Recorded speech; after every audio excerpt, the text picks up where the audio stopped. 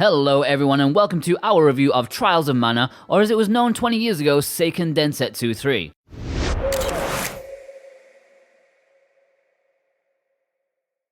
Now before we get into it, I'm obliged to point out that a press code was provided to us by Square Enix and that the title and tags should say it's an ad. But no money was exchanged nor any promises of what will be said during this video. These are our thoughts and you will see other content creators being asked to do the same thing. With that in mind, let me tell you my true honest thoughts about Trials of Mana the 2020 remake, and boy do I have some things to say about it.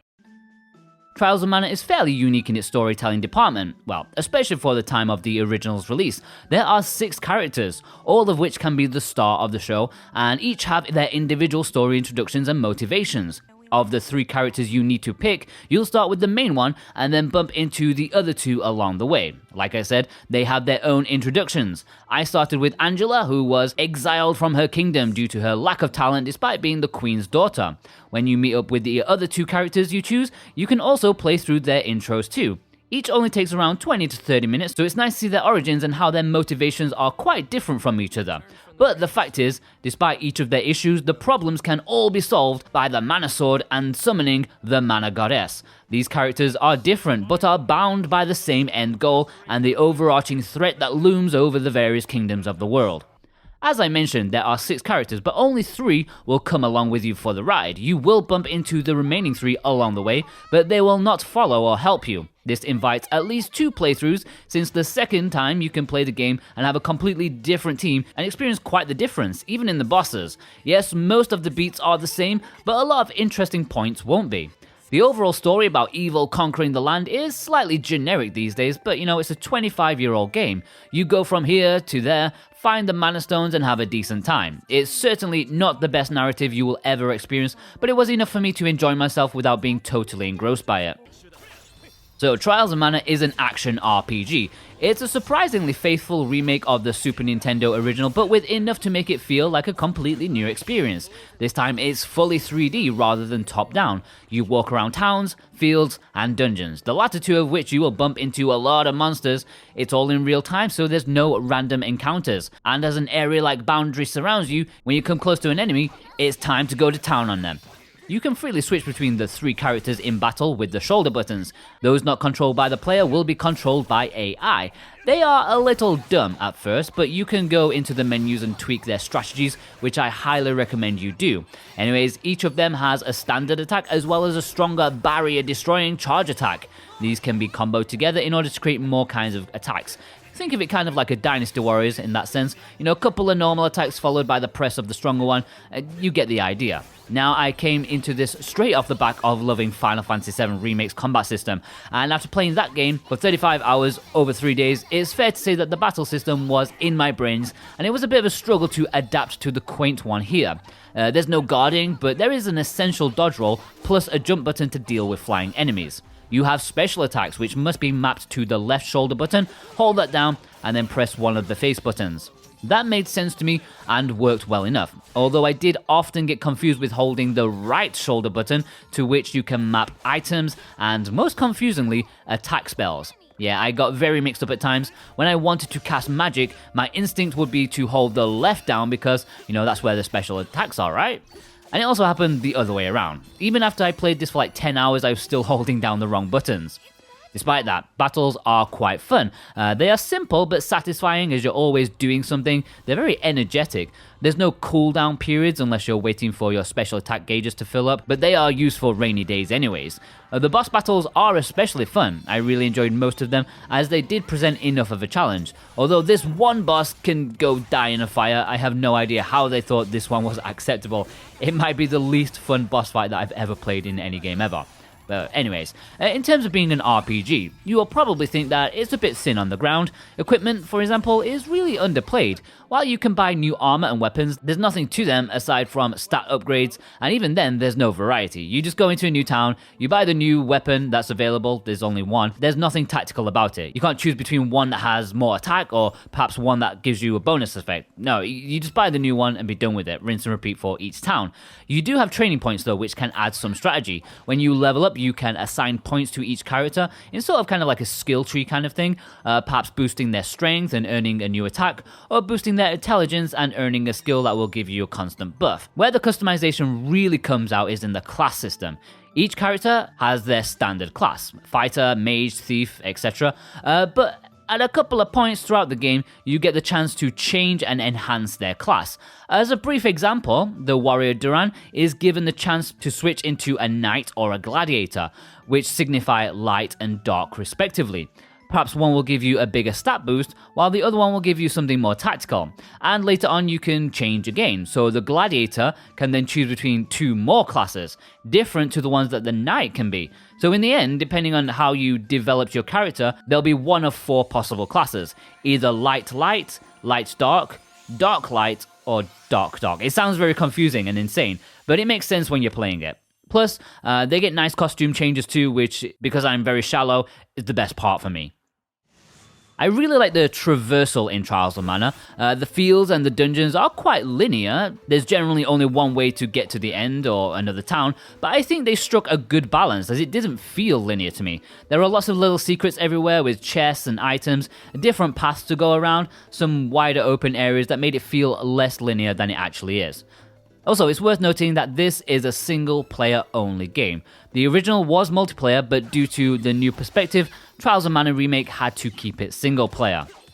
So let me finally get something off my chest. I like Trials of Mana. I like it, I really do. But there's no getting around the fact that despite doing everything well enough, this is 100% a game made on a budget.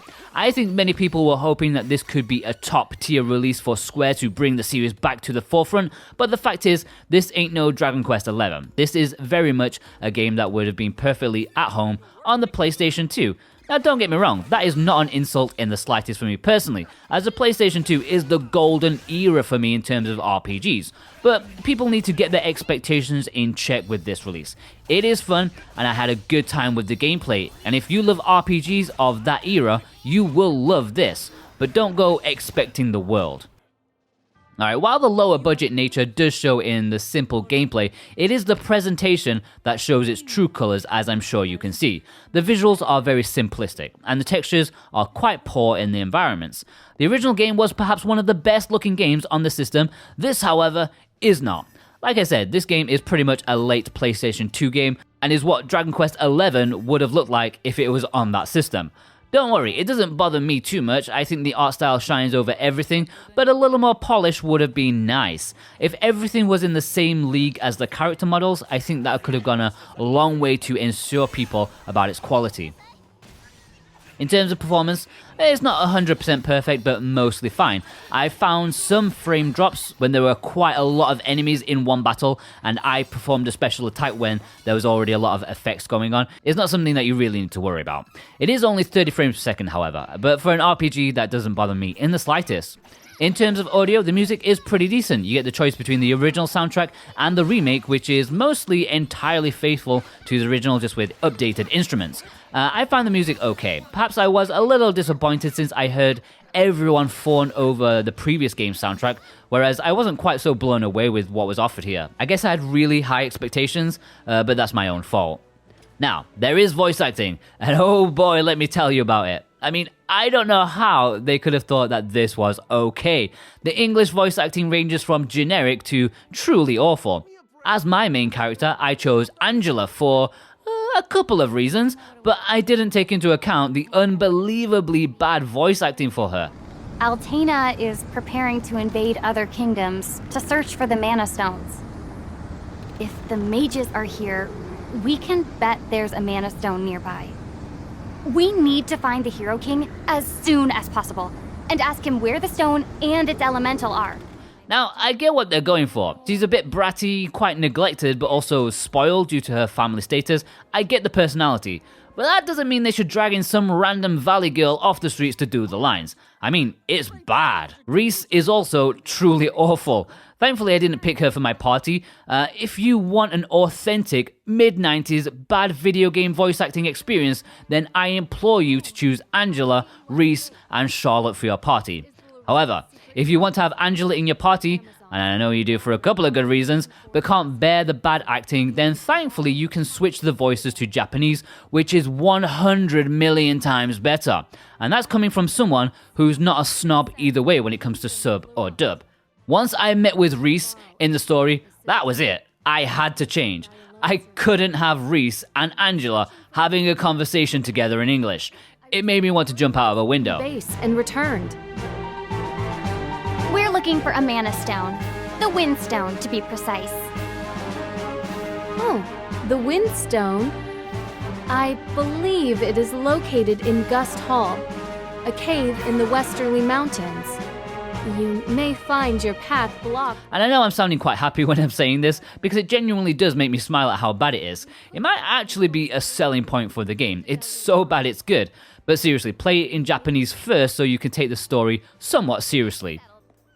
Trials of Mana is selling on the eShop for £44.99 in the UK, $49.99 in the US and Europe with their respective currencies. That's a AAA price. What you're getting is a fun action RPG that's built on a budget, with a 25-hour, 30-hour story, plus a big incentive to go through it all again to see different sides of it. I'd say you've got yourself something that I can recommend, although I totally see where you're coming from if you wanted to wait for a sale.